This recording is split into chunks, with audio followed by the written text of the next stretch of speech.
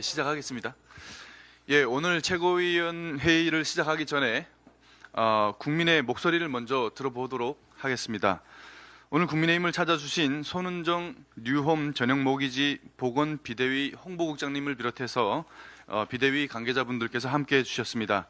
정부가 사전 청약 당시 약속했던 전용모기지 대출 조건 등 정책 약속이 변경됨에 따라서 내 집 마련을 위해 수년간 무주택 자격을 유지하며 노력해 오신 청년 신혼부부 생애 최초 당첨자들이 겪고 있는 혼란과 어려움에 대해서 손은정 님께서 대표로 말씀해 주시도록 하겠습니다. 안녕하십니까. 뉴홈 나눔형 선택형 기존 사전 청약자와 선택형 본 청약자를 대표해 말씀드리겠습니다. 먼저 오늘 현장을 직접 찾아주시고 당사자의 목소리를 들을 수 있는 자료를 마련해 주신 국민의힘 지도부와 관계자 여러분들께 감사드립니다. 최근 국민의힘은 청년과 무주택 실수요자의 주거 사다리를 다시 세우고 실수요자가 실제로 내 집을 마련할 수 있는 합리적인 정책과 금융 환경이 필요하다고 강조해 왔습니다. 저희 뉴홈 기존 청약자 문제도 그 원칙과 맞닿아 있다고 생각합니다. 뉴홈 나눔형 선택형은 청년 신혼부부, 생애 최초자 등 서민 무주택 실수요자들의 내 집 마련과 주거 안정을 위해 이전 정부에서 설계한 정책 주택입니다. 사전 청약 당시 정부는 나눔형 등의 연 1.9%에서 3%의 고정금리, 최장 40년, LTV 80%, 최대 5억 원의 전용 모기지를 안내했습니다. 8천여 세대의 기존 청약 당첨자들은 그 안내를 토대로 무주택 자격과 거주 요건을 유지하고 다른 청약과 주거 선택의 기회를 제한받으며 수년간 본 청약을 기다려왔습니다. 이 8천여 세대라는 숫자 안에는 각자의 삶이 있습니다. 저는 비대위에서 SNS를 통해 당첨자들의 사연을 소개하는 게시를 하고 있습니다. 그중에서 꼭 전하고 싶은 이야기를 가지고 왔습니다. 화성 동탄 이씨 14 당첨자의 사연입니다. 가족의 사업 실패로 경제적 어려움을 겪고 가족의 빚을 갚는 동안에도 내 집 마련의 희망으로 10년간 청약 통장을 지켰고 마침내 청년 특공으로 뉴홈 선택형에 당첨됐습니다. 오랫동안 버텨온 삶이 이제야 작은 빚이 들어오는 것 같았습니다. 그러나 25년 7월 말 본청약 공고 이후 8월 접수 단계에서도 선택형 출시 당시 안내받았던 전용 모기지의 핵심 조건을 명확히 확인하기 어려웠습니다. 결국 내 집 마련을 포기해야 할지도 모르는 상황에 놓였고 결혼을 약속했던 연인과의 미래 계획까지 흔들리고 있습니다. 더구나 선택형은 당첨과 동시에 청약 통장이 이미 사용된 구조로 계약을 포기한다고 해도 10년 동안 지켜온 청약 통장을 다시 되돌릴 수가 없습니다. 다음은 창릉 S3 나눔형 당첨자 사연입니다. 5평과 8평 원룸에서 10년을 함께한 연인입니다. 결혼할 생각이 없었던 게 아닙니다. 둘이 함께 살 공간을 마련할 수가 없었습니다. 이분들이 선택했던 게 뉴홈 청약이었습니다. 2년 동안 뜨는 공고마다 처음부터 끝까지 공고문을 읽으며 감당 가능한 곳마다 청약하였습니다. 전용 모기지론과 최장 40년의 고정금리 조건이 나눔형의 그것입니다. 예비 신혼부부 조건을 위해 이분들은 혼인신고까지 마쳤습니다. 그런데 본 청약에서 조건이 바뀌었습니다. 이분들의 아이 계획도 멈췄습니다. 이분들은 불확실한 미래를 감당할 자신이 없다고 합니다. 저희가 지키려고 했던 것은 대출금리 몇 %가 다가 아니었습니다. 언제 결혼하고 아이를 어디에서 키우고 몇 년 뒤 어떤 집에서 살며 매달 얼마를 갚을 것인지에 대한 인생의 계획이자 가족의 미래였습니다. 정부 정책과 조건은 바뀔 수 있습니다. 그러나 정책과 사전 청약 공고를 믿고 국민이 이미 살아온 수년의 시간까지 되돌릴 수는 없습니다. 정책이 바뀔 수 있다면 그 정책을 믿고 이미 자신의 삶을 움직인 국민을 어떻게 보호할 것인지 또 함께 결정되어야 합니다. 정부가 아무런 조치를 하지 않은 것은 아닙니다. 창릉 S3 기존 당첨자들에게 최대 5억 원, LTV 80% DSR 미적용은 반영했고 이는 분명한 진전으로 평가합니다. 그러나 수십 년의 금융 부담을 결정하는 금리와 고정금리 여부, 최장 만기와 상환 방식은 아직 결정되지 않았습니다. 5억 원까지 빌릴 수 있다는 사실만으로 수억 원 규모의 주택 계약을 결정할 수는 없습니다. 얼마의 금리로 몇 년 동안 어떤 방식으로 갚아야 하는지 알아야 국민도 자신의 책임 아래 계약 여부를 판단할 수 있습니다. 이것은 단순한 대출 혜택의 문제가 아니라 무주택 실수요자의 최소한의 금융 예측 가능성 문제입니다. 결국 핵심은 두 가지입니다. 정부 공고를 믿고 이미 행동한 국민의 신뢰를 어떻게 보호할 것인가? 그리고 하나의 공공 분양 제도 안에서 국민의 의무와 정부가 제시한 지원 사이의 균형을 어떻게 지킬 것인가입니다. 나눔형에는 처분 손익의 30%는 공공이 환수하는 손익 공유 구조와 공공 환매, 개인 간 거래 제한, 5년의 거주 의무, 부기 등기 등 수분양자가 부담해야 하는 여러 의무와 제한이 그대로 적용됩니다. 2023년 정부는 이미 비슷한 문제에서 기존 청약자를 보호한 선례도 가지고 있습니다. 신혼희망타운 모기지 금리를 1.3%에서 1.6%로 인상할 당시에도 더불어민주당 역시 신혼희망타운 대출 금리는 언뜻 보면 저금리로 보이지만 실상은 차후 시세 차익을 정부에 공유해야 하는 조건부 금리이며 수익 공유 비율에 대해서는 이런 방구 없이 금리만 일방적으로 인상하는 것에 대해 부당하다고 공식적으로 강한 문제를 제기했습니다. 이 문제는 어느 당이 집권했느냐의 문제가 아니라 정부 공고를 믿은 국민을 정책 변경 과정에서 어떻게 보호할 것인가라는 일관된 원칙의 문제라고 생각합니다. 현재 신혼희망타운 모기지는 원칙적으로 연 1.6%이지만 23년 8월 30일 금리 인상 시행 이전에 사전 청약 또는 본 청약 입주자 모집 공고가 한 번이라도 있었던 사업장에는 종전 연 1.3%의 금리를 적용하고 있습니다. 정권은 바뀔 수 있습니다. 그러나 국가가 계속됩니다. 정부가 바뀌었다는 이유로 이전 정부의 공식 공고와 정책 자료를 믿고 국민이 내린 중대한 의사결정에 대한 신뢰까지 단절된다면 앞으로 어떤 국민이 장기간 추진되는 공공주택 정책을 믿고 자신의 삶을 계획할 수 있겠습니까? 이것은 어느 정당의 정책이 옳았느냐가 아니라 국가가 국민에게 공공정책을 믿으라고 말하기 위해 지켜야 할 최소한의 원칙에 관한 문제입니다. 비대위는 전용 모기지의 도입, 변경 과정과 기존 사전 청약자 경과 조치 검토 여부를 확인하기 위해 관련 기관의 정보 공개 청구와 재청구한 관련 자료까지 두 차례 모두 정보 부존재 답변을 받았습니다. 이것만으로 정부 내부에서 아무런 논의가 없었다고 단정하지는 않습니다. 다만 수천 세대 국민의 수십 년 금융 부담을 좌우할 정책이라면 최소한 이유, 근거, 절차, 결정자, 기존 당첨자 보호 방안은 공식적으로 설명할 수 있어야 합니다. 최근 정부도 이 문제를 인지하여 대통령께서도 지난 7월 23일 부동산 정책 대토론회에서 정책 변경의 경계선에서 피해를 입은 국민에 대한 보완 필요성을 언급했고 또 청년, 신혼부부, 생애 최초자와 서민 주거에 대해서는 핀셋형 지원이 필요하다는 정책 방향도 제시했습니다. 지난 7월 27일 국토교통부 장관도 금리 등 세부 사안이 아직 해결되지 않았음을 인정하고 사전 청약자와의 직접 협의와 간담회를 언급했습니다. 국무총리도 현장에서 반복적으로 제기되는 중도금과 잔금 문제를 별도로 살펴보겠다는 취지로 답변했습니다. 이에 비대위는 국토교통부와 국무조정실에 공식 간담회 개최와 후속 협의를 요청했지만 현재까지 구체적인 협의 일정과 정식 서면 회신을 받지 못하고 있습니다. 오늘 4가지를 요청드립니다. 첫째, 이 문제를 단순한 대출 민원이 아니라 뉴홈 기존 청약자의 실수요자 보호 문제로 당 차원에서 책임있게 점검하고 지속적으로 확인할 담당 창구를 정해 주십시오. 둘째, 국토교통부와 국무조정실의 담당 부서, 간담회 일정, 현재 검토 상황과 최종 결정 기한을 공식적으로 확인해 주십시오. 국민의 계약 시점보다 정부의 결정이 늦어져서는 안 됩니다. 셋째, 신혼희망타운의 경과 조치와 같이 기존 금융지원 안내가 이루어진 사전 청약 또는 본 청약 공고를 기준으로 기존 청약자를 구분하고 뉴홈 기존 청약자에게 청약 당시 안내된 전용 모기지를 적용하는 것을 우선 원칙으로 검토하도록 정부에 요구해 주십시오. 또한 제도 변경의 법적, 재정적 근거와 변경 경위, 기존 당첨자에 대한 경과 조치 검토 내용을 공식 문서로 제시해 주시길 부탁드립니다. 마지막으로 이미 본 청약이나 계약 단계에 들어간 사람을 포함해 동일한 금융 안내를 받고 당첨된 기존 청약자 전체의 공통된 보호 기준이 마련되면 좋겠습니다. 정부, 공공기관, 금융기관의 협의 지연이나 집행 문제로 인한 불이익을 국민에게 전가하지 않는 보호장치가 필요합니다. 정부의 정책 결정이 늦어진 책임까지 국민에게 지어서는 안 됩니다. 저희는 이 문제를 정쟁으로 만들려는 것이 아닙니다. 정부와 여야, 국회와 관계기관에 같은 사실과 같은 요구를 전달하고 해결에 힘을 보태는 누구와도 대화하고 협력하겠습니다. 이 정책은 이전 정부에서 시작됐고 현재 정부가 집행을 담당하고 있습니다. 그러나 저희는 이를 이전 정부와 현 정부 사이의 책임 공방으로 만들려는 것은 아닙니다. 오늘 저희가 요구한 것은 공공 분양 정책의 신뢰와 제도적 균형, 정책의 일관성, 그리고 기존 청약자를 위한 합리적인 경과 조치입니다.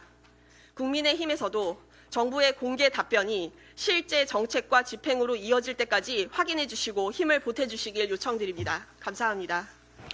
네, 감사합니다. 오늘 선은정님과 그리고 현장의 목소리를 전하기 위해 오늘 최고회의 회의를 찾아주신 비대위원님들께 감사 말씀드립니다. 정말 정부 정책을 믿고 수년간 기다려오신 실수요자분들이 정말 피해를 입지 않도록 정부의 최초 약속이 차질 없이 이행될 수 있도록 우리 국민의힘이 여러분의 힘이 되어드리겠습니다. 그리고 오늘 주신 요청들을 잘 검토해서 대응책을 마련하도록 하겠습니다.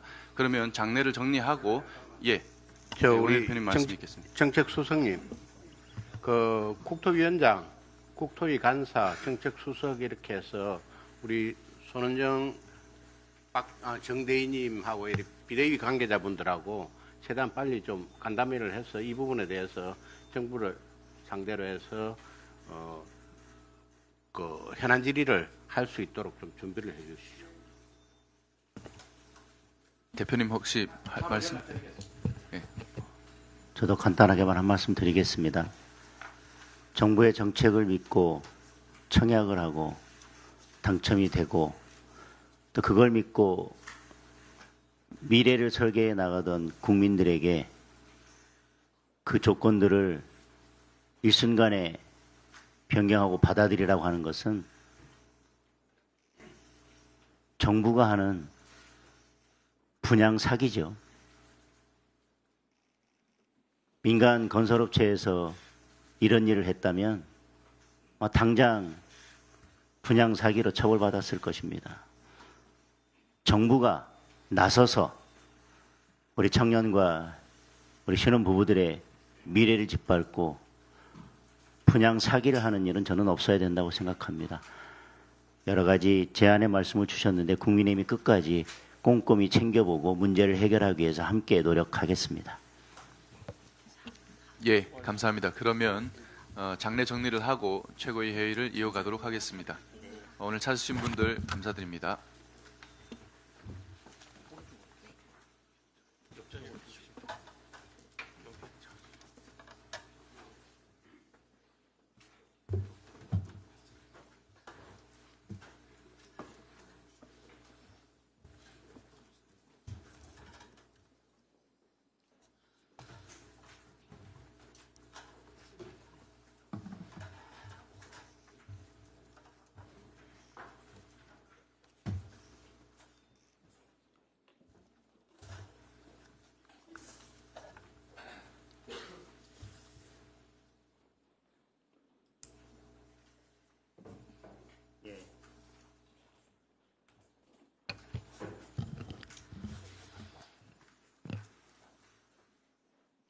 이재명 대통령에게 묻습니다. 이재명 정부, 국민은 있습니까? 이재명 정권은 국민 주권 정부를 표방했습니다. 그런데 국민을 포기한 지 오래됐습니다. 국민 주권 정부가 아니라 국민 포기 정부입니다. 국민 62.5%가 보안수사권 폐지에 반대했습니다. 그런데 이 법을 통과시키고 나서 대통령이 한 말은 법안을 한 번도 읽어보지 않았다는 말입니다. 국민 55%가 사관학교 통합에 반대하고 있습니다. 이런저런 명분을 갖다 붙이더니 결국 대통령이 한 말은 쿠데타 막으려고 육사 폐지를 밀어붙이겠다는 겁니다. 부동산 정책 부정평가가 57.6%, 30대는 70.4%가 부동산 정책에 부정적으로 평가하고 있습니다. 그런데 대통령은 잽싸게 집 팔아치우고 국민에게는 세금 폭탄을 던졌습니다. 증시정책 잘못됐다 54.2%입니다. 김영범 정책실장 경질하라 56.3%입니다. 하지만 이 정권 누구도 책임지지 않고 있습니다. 김영범 정책실장 당장 경질해야 합니다. 레버리지 ETF에 대해서는 국정조사와 특검도 실시해야 합니다. 다시 말씀드리지만 김영범 정책실장은 하루라도 빨리 경질하는 것이 답입니다. 노란봉투법이 노사 갈등 키운다는 국민이 57.4%입니다. 네, 대통령과 민주당은 민노총 눈치만 살피고 있습니다.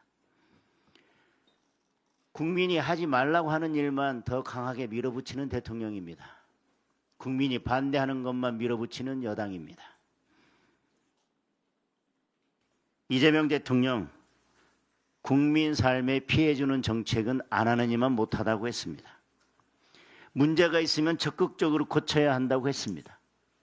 입으로는 이렇게 말해놓고 국민들이 반대하는, 국민들에게 피해만 주는, 안 하니만 못한 정책을 줄줄이 내놓고 있습니다. 오늘 발표된 리얼미터 조사에 의하면 국정 지지율은 계속 떨어져서 43.3%까지 추락했습니다. 부정평가는 53%로 오차 범위도 벗어났습니다.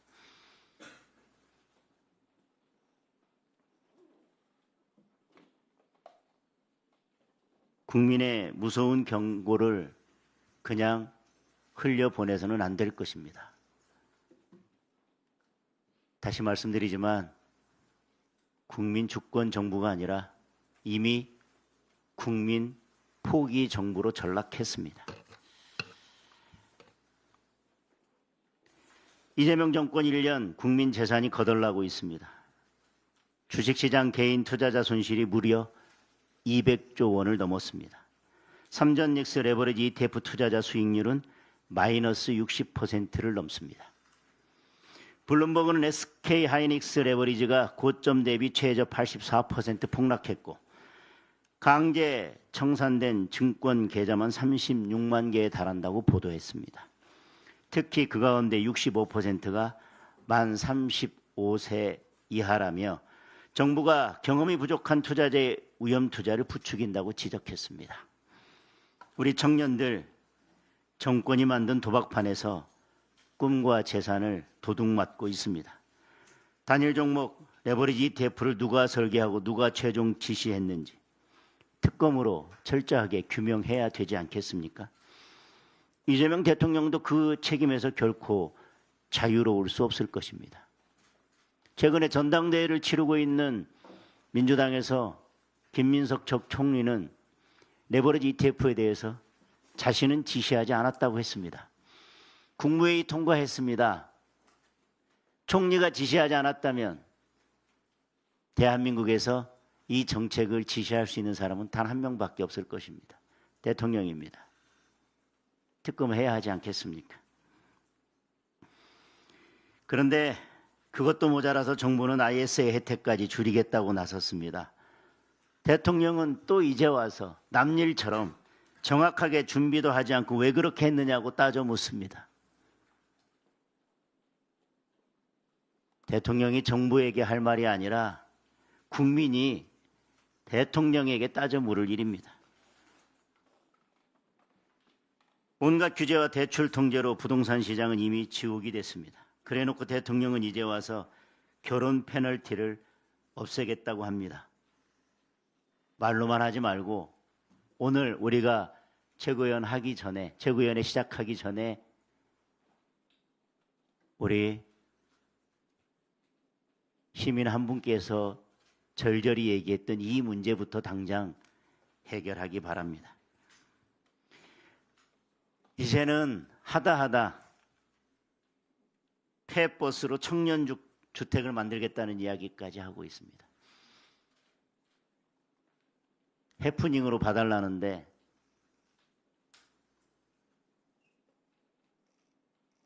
미래를 포기해야 할 청년들에게 이게 해프닝처럼 던져야 할 말입니까?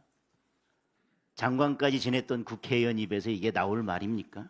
그래놓고 이제 와서 해프닝으로 봐달라. 죽을 만큼 두드려 패놓고 그냥 미안하다는 말 한마디로 끝내겠다는 겁니까? 청년 우롱하고 국민 농락하는 아무 말 대잔치입니다. 청년들에게 폐버스에서 살라는 얘기하지 말고 민주당 국회의원 사무실부터 폐버스로 옮기기 바랍니다. 이래서 국민 주권 정부가 아니라 국민 포기 정부라고 이야기하는 겁니다.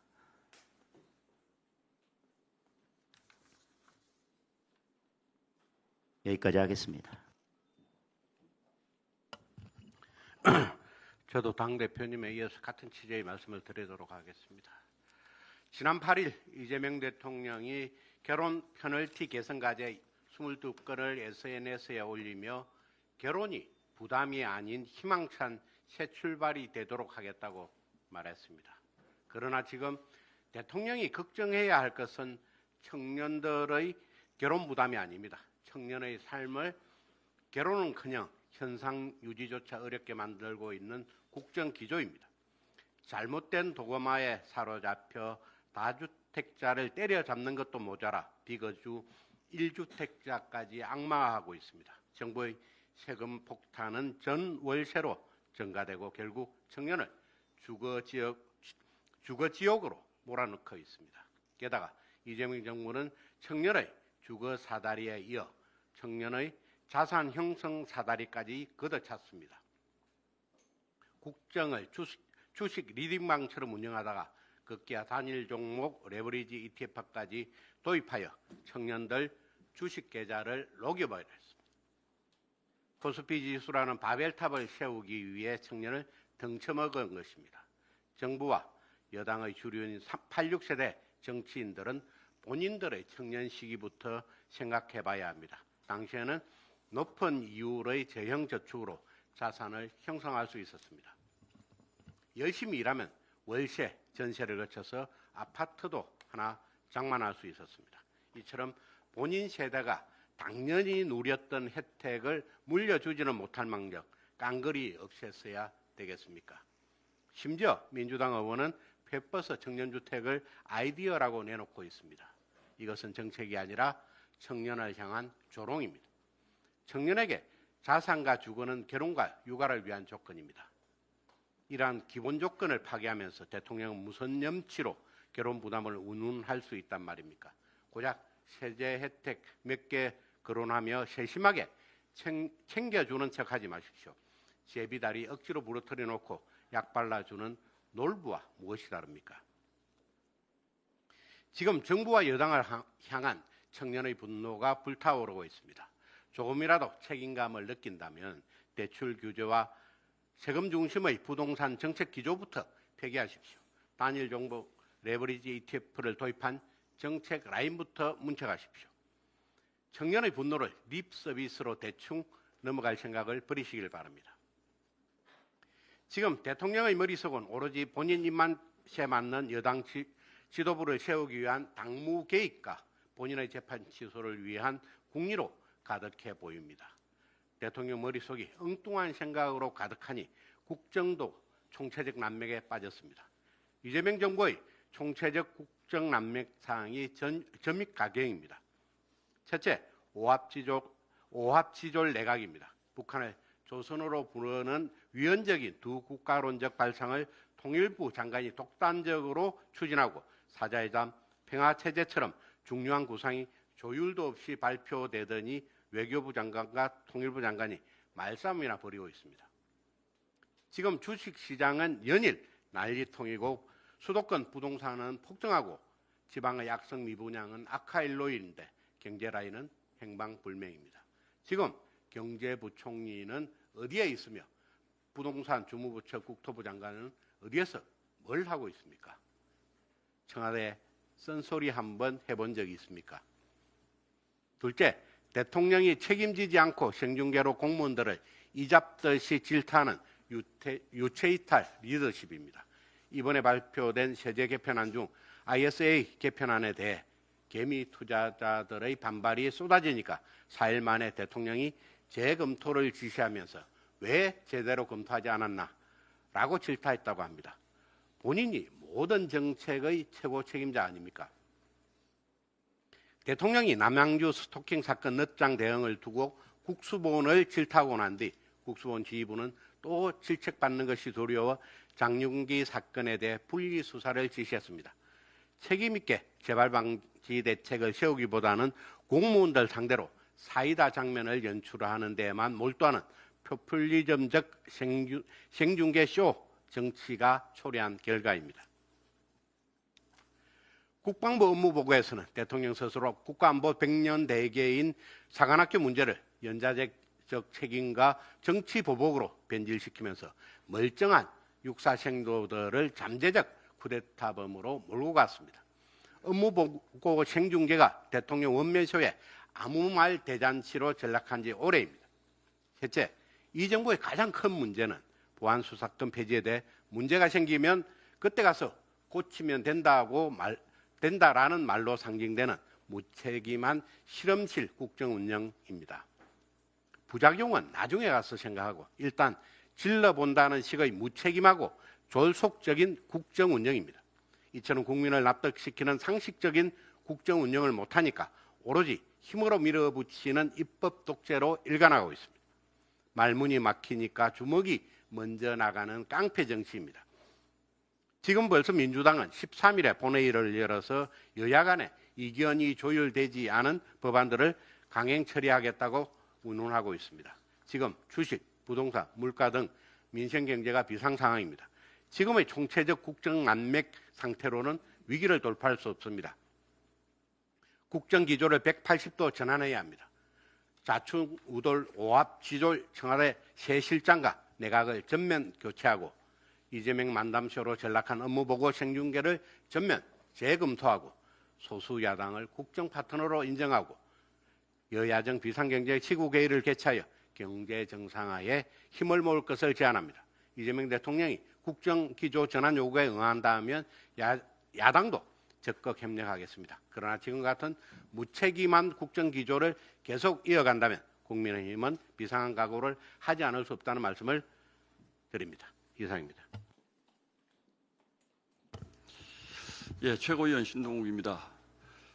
폭염도 좀 물러가고 해서 가급적 이성적으로 얘기를 하고 싶습니다만 사실 너무 화가 나는 일이 많아서 이성적으로 말이 잘 나오지 않을 것 같습니다. 국민 여러분 양해해 주시기 바랍니다. 조금 전 손원정 뉴홈 홍보국장이 의 발표가 있었습니다만 지금 도대체 대한민국의 미래는 우리 청년들에게 살 수 있는 나라를 만들려고 하는 것인지 아닌지 사실 좀 알기가 어렵습니다.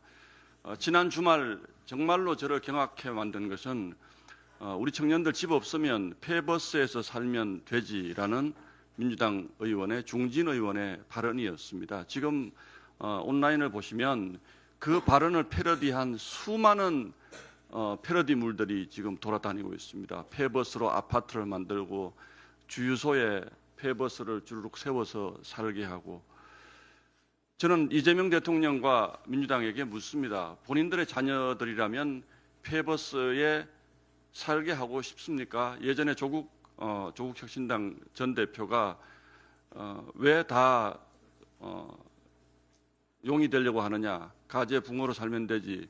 이 말과도 결코 저는 다르지 않다라고 생각을 하는데 이 말을 들으면서 프랑스 혁명 당시에 빵이 아니면 죽음을 달라라고 외치던 군중들에게 빵이 아니면 케이크를 먹으면 되지라는 전설적인 얘기. 한국에서는 종종 쌀값이 너무 오르면 빵 먹으면 되지라는 말로 회자되는 그 말이 생각이 납니다. 집 없으면 폐버스에서 살면 되지. 무슨 걱정이 있습니까? 폐버스는 계속 늘어날 텐데. 왜 폐버스에서만 삽니까? 남산에 텐트도 치고 한강에 보트도 띄우면 되지 않겠습니까? 그러면 청년들 무슨 걱정이 있겠습니까? 할 말을 잃습니다. 제가 이 발언들에 대해서 어떤 논평을 더 이상 하겠습니까? 민주당의 부동산 대책의 수준이 이 정도라면 민주당의 부동산 토론에 아무리 봐도 소용이 없습니다. 거기서 나오는 대책이라고 하는 것이 정말 졸속이고 우리 청년들의 실제 생활상을 반영하지 못하는 그런 얘기입니다. 한 가지 말씀을 더 드리겠습니다. 저 역시 지금 제 집에서 살고 있지 않습니다. 오랫동안 열심히 일을 해서 서울에 집을 한 채 마련을 했는데 2011년도에 언론사 재직 당시에 외국 발령을 받으면서 그 집을 전세를 주고 아직도 못 들어가고 있습니다. 뭐 못 들어가는 이유가 특별한 것은 아니고 귀국해서 아이 교육 문제가 있어서 그 집을 못 들어갔고 또 그 다음에는 제가 정치를 하기 위해서 제 지역구에서 살기 위해서 또 그 집을 못 들어가고 지금 전세를 살고 있습니다. 근데 최근 강남에 부동산 시장이 여러 가지 움직임들이 나타나고 있다고 합니다. 이재명 대통령이 세금을 너무 많이 매기니까 그 집 팔겠다고 거주하지 않는 또는 실거주하더라도 세금이 너무 무서우니까 집을 팔겠다고 하는 분들도 일부 있고 또 살지 않는 집에 대해서 고액의 세금을 물리니까 내가 들어가서 살아야 되겠다 해서 전세 줬던 집을 전세입자를 나가라고 하니까 또 그 집을 구하기 위해서 움직이는 사람들 여러 가지가 있다고 합니다. 그래서 저의 처지도 그분들처럼 급박하진 않습니다만 저 같은 사람들 집은 한 채 있지만 여러 가지 사유로 그 집에서 살고 있지 못하는 사람들에게까지 이렇게 징벌적으로 과세를 하는 것은 조금 전 손원정 뉴홈 홍보실장이 얘기를 한 것처럼 정부 정책의 신뢰에 관한 문제입니다.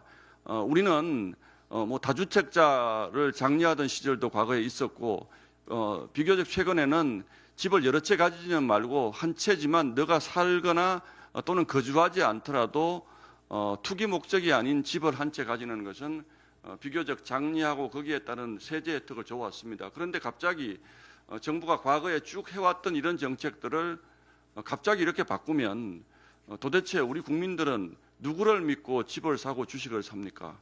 이런 모든 것들에 대해서 이재명 정부 무책임한 토론회로 국민들 눈길을 가리려고 하지 말고 정말로 시장이 어떤 움직임을 하고 있는지 잘 좀 살펴봐 주길 바랍니다.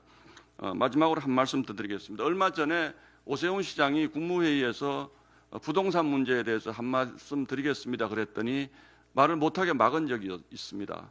이렇게 심각한 부동산 문제에 대해서 서울시장이 말 한마디 못하게 만들어 놓고 지금 김용범 실장이 오세훈 시장을 만나서 부동산 대책을 논의한다고 또 호들갑입니다. 그런 중요한 문제 왜 국무회의에서 말 못하게 하고 지금 뒤늦게 이럽니다.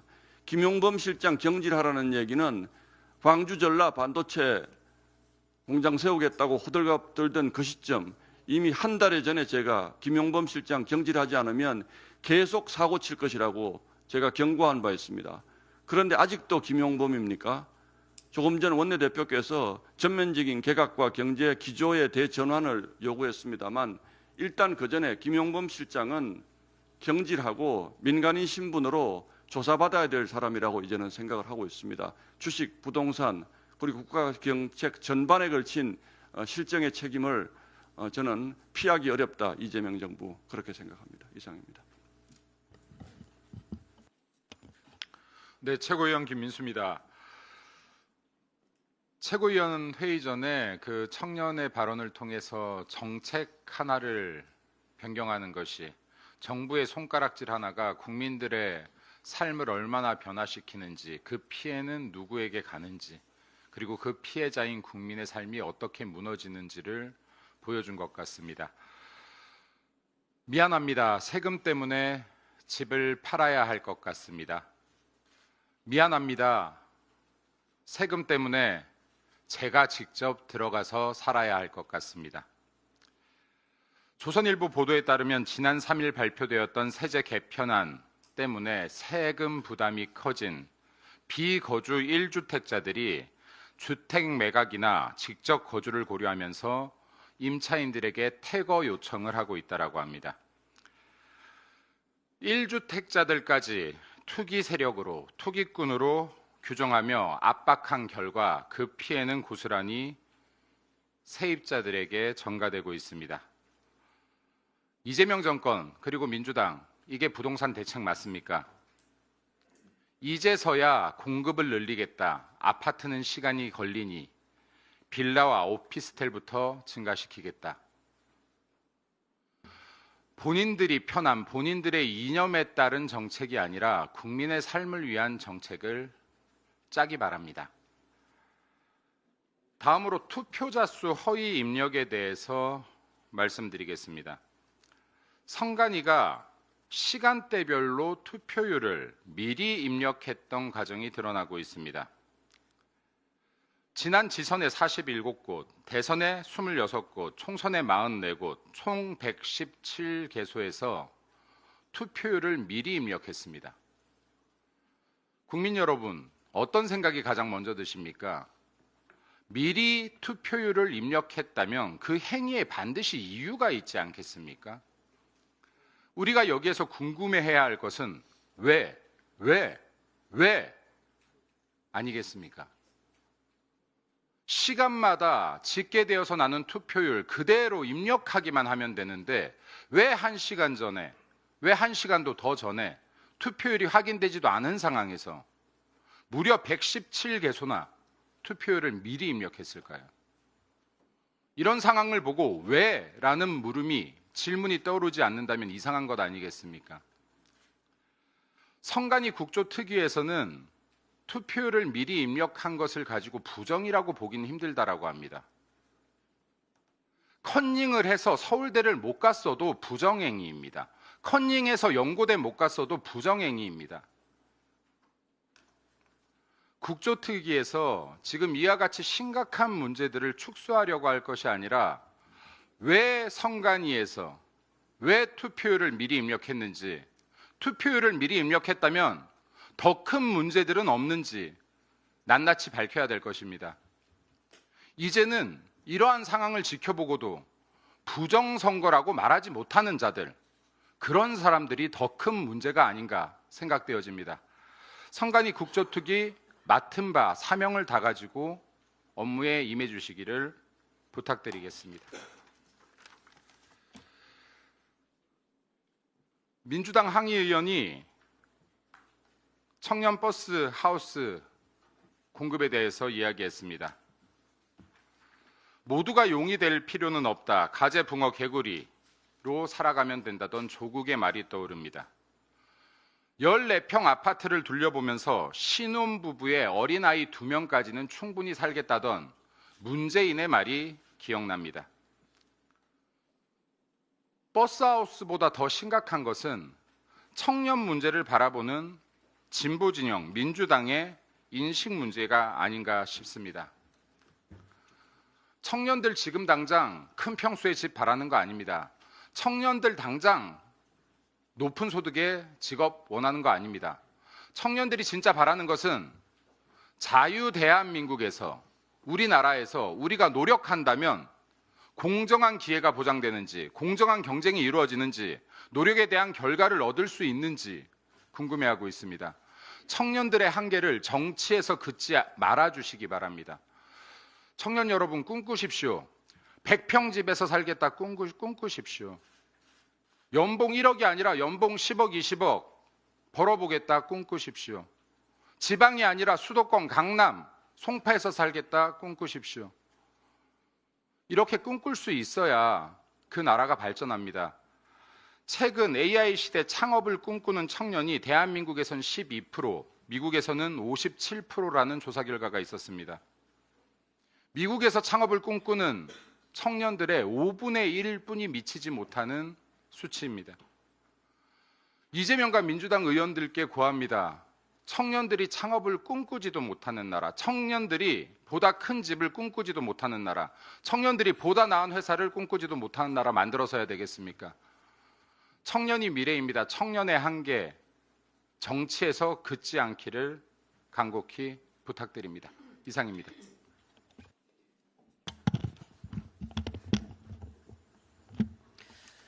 부동산, 주가, 보안 수사권 문제 등 이재명 정권의 연이은 실책에 특히 청년들 분노가 큽니다.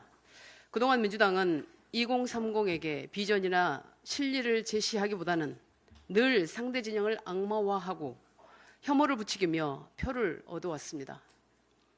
보수 세력은 기득권이다. 민주당의 이런 프레임이 통하지 않게 된 건 지난 문재인 정권 때부터였습니다. 민주당이 앞장서 불공정을 조장하고 스스로 기득권화되면서 청년 층이 점점 등을 돌리기 시작했습니다. 대표적인 사례가 조국 사태와 부동산 정책 실패입니다. 12.3 계엄과 탄핵이 아니었다면 절대 집권하지 못했을 이재명 정권의 정의로운 척, 유능한 척도 이제 바닥을 드러냅니다.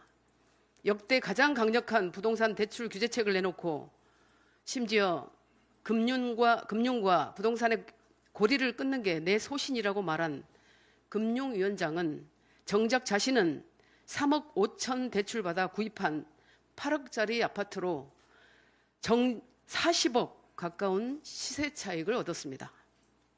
얼마 전 국회 정무위에서 우리 당의 한 의원님이 여기 대출 없이 현금으로 집 산 사람 손들어 보라 할 때 아무 소리 못하고 앉아있던 십수명의 금융당국 관계자를 보고 청년들이 과연 무슨 생각을 했을까요?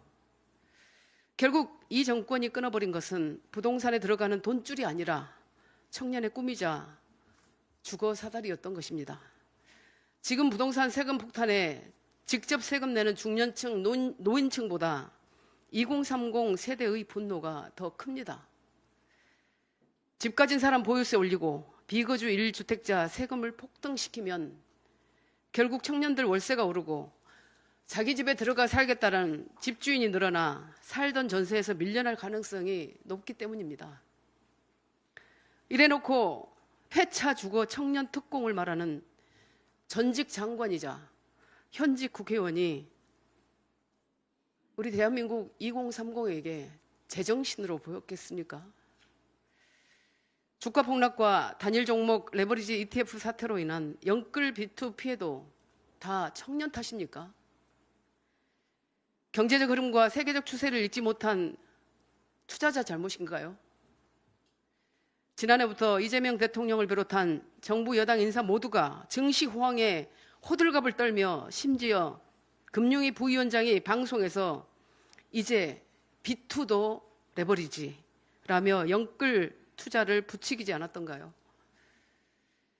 그래놓고 이제 와서 나 몰라라 다들 책임 회피만 하고 있습니다. 보안수사권 문제도 마찬가지입니다. 민주당은 검찰의 특권처럼 포도했지만 실상 보안수사권은 피의자의 권리이고 특히 약자를 위한 보호장치입니다. 당장 흉악, 강력 범죄에 취약한 2030 젊은 여성들, 그 여성들이 민주당의 보안수사권 폐지에 극렬하게 반발하는 이유입니다. 정책적 실패는 있을 수 있습니다. 그러나 지금 민주당 정권의 가장 큰 문제는 정책 추진 과정에서 피해를 당하는 청년들의 고충을 전혀 고려하지 않는 데 있습니다. 반성도 없습니다. 정책 실패에 가장 책임이 큰 직전 국무총리와 여당 대표가 전당대회에서 서로를 헐뜯는 모습을 보십시오. 자, 그래서 우리 국민의힘 할 일이 더 많아지고 분명해졌습니다. 민주당이 등진 청년들이 기꺼이 우리 국민의힘의 품에 안길 수 있도록 주거사다리 복원과 자산 형성, 일자리 정책과 사법안전책 등 더욱 풍요롭고 공정하고 안전한 나라를 만들 비전과 대안을 우리가 청년들에게 제시합시다.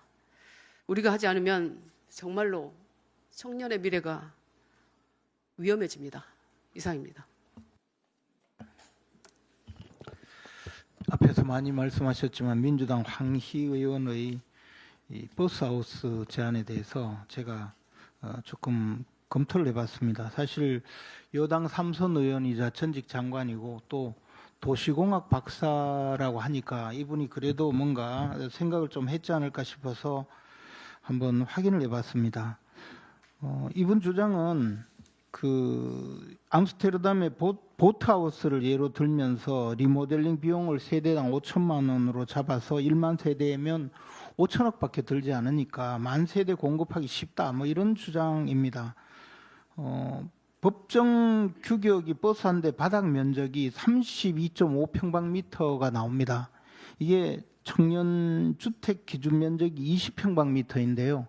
그러면 바닥 면적만 하더라도 이게 32.5평방미터 약 10평이니까 이런 부지가 있으면 굳이 아파트를 짓지 왜 버스를 통해서 지을까 그렇게 생각을 했더니 이분이 또 자체 운행이 가능한 이동형 다른 차가 끌고 다니는 트레일러형까지 검토해 보겠다 이러니까 이분 생각에는 뭐 하수도 그 수도 상수도 전기 이런 데 대한 개념은 없는 것 같습니다.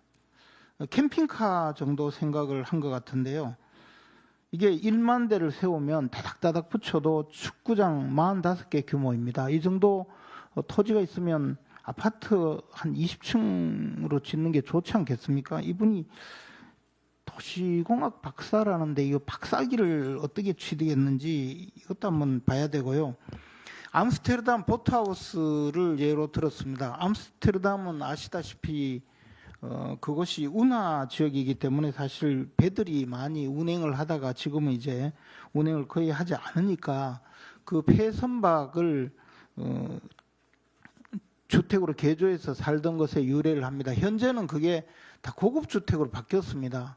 그래서 시에서 한정적으로 2,500세대만 허가를 해주고 있고 거래 가격이 일반 아파트는 우리 돈으로 7억 5천만 원에서 한 12억 정도 되고 보트하우스는 6억 원에서 10억 5천만 원 정도 된다고 합니다. 그런데 여기에 문제가 이 현재 그 점용료가 굉장히 비쌉니다. 그래서 점용료를 시에 내야 되는데 이 돈이 상당액이 되고 아파트의 경우에는 암스테르담이나 서양의 대부분 도시가 100% 내지 110% 정도 대출을 해줍니다.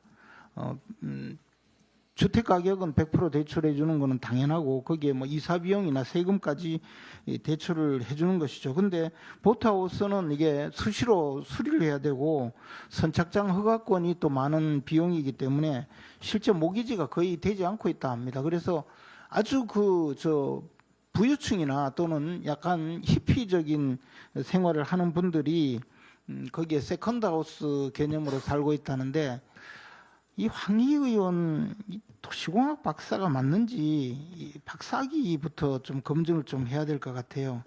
그리고 저는 이제 이런 생각을 합니다. 이 운동권 출신 정치인들이 우글거리는 민주당의 수준이 이런 것 아닌가. 어디서 하나 들으면 그거 가지고 지금 청년주택이 문제 있다니까 마구 떠들다가 안 되면 슬그머니 접는 이런 수준으로 국정을 운영하니까 현재 이 나라를 이 지경으로 만드는 것 아닌가 생각을 합니다.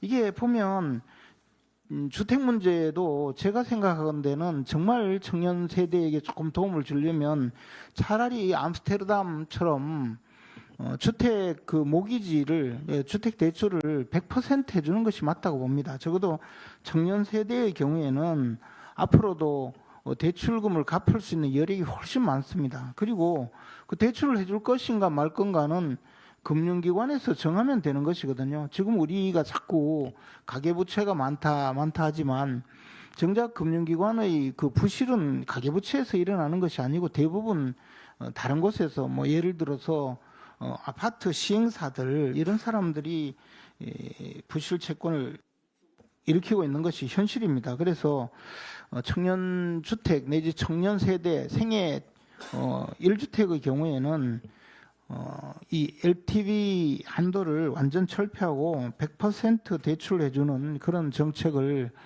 추진하는 것이 저는 맞다고 봅니다. 그런데 뭐 이 정권이 그런 생각을 하겠습니까? 제2, 제3호 황희들이 우글거리는데 그런 생각을 할 가능성이 없습니다.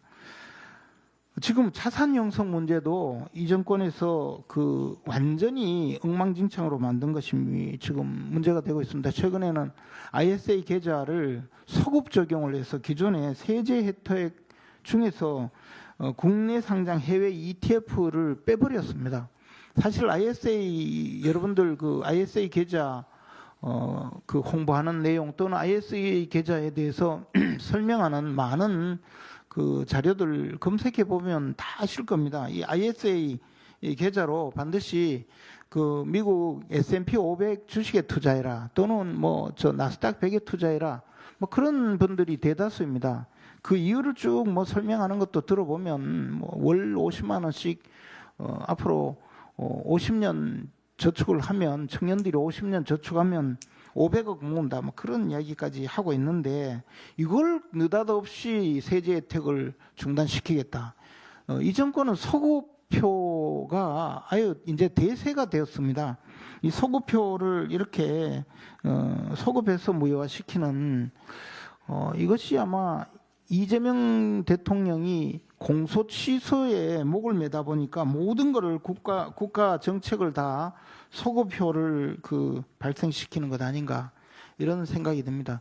청년 세대 특히 여성들이 지금 문제 삼고 있는 이 보안수사권 폐지 문제 이것도 마찬가지로 청년의 목을 옥죄는 그런 정책이라고 봅니다. 이재명 정권은 말로는 청년 우대 청년 세대를 존중하네 최근에는 결혼을 방해하는 여러 가지 정책을 389개를 내놨다고 389개를 내놨다고 이렇게 주장을 하는데요. 그것도 하나씩 들여다보면 다 제2, 제3의 황희들이 우글거려서 이런 정책을 만들었지 않을까 생각합니다.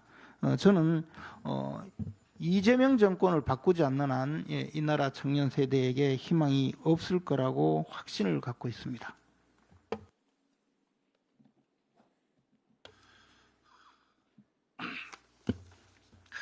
돈룩업이라는 영화가 있어요.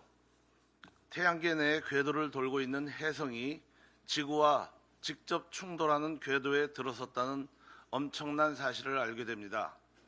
지구를 파괴할 에베레스트 크기의 혜성이 다가온다는 불편한 소식에 아무도 신경을 쓰지 않습니다. 24시간 내내 뉴스와 정보는 쏟아지고 사람들은 소셜 미디어에 푹 빠져 있는 시대이지만 정작 이 중요한 뉴스는 대중의 주의를 끌지 못합니다. 혜성 충돌이라는 심각한 위기 앞에서도 당장의 지지율에 눈이 멀어 다가오는 재앙을 애써 외면하는 정치인들이 등장합니다. 오로지 인기만을 위해 심각한 경고를 무시하는 무책임한 정치가 국가와 국민에게 얼마나 참혹한 대가를 치르게 하는지 보여주는 작품입니다. 비슷한 비극은 1980년대 남태평양 나우루 공화국의 실제 역사와 정확히 겹칩니다. 당시 나우루는 1인당 소득 3만 달러에 육박했던 세계 최상위권 부국이었습니다. 하지만 막대한 자원 수출 대금을 국가 미래를 위해 투자하지 않고 세금 폐지와 무상 복지, 무조건적 현금 살포라는 극단적인 성심성 정책을 펼쳤습니다. 달콤한 현금 배당에 환호하던 국민들은 자원이 고갈되자 순식간에 파산했고 나라 전체가 역사 속에서 잊혀지고 말았습니다. 당장의 갈증을 면하기 위해 독약이 든 술을 마시는 음짐지갈의 어리석음입니다. 이 역사의 거울이 지금의 대한민국 한가운데를 비추고 있습니다. 최근 추미애 경기도지사가 예산 적자를 감당하지 못한다고 경기도 재정 비상사태를 선포했습니다.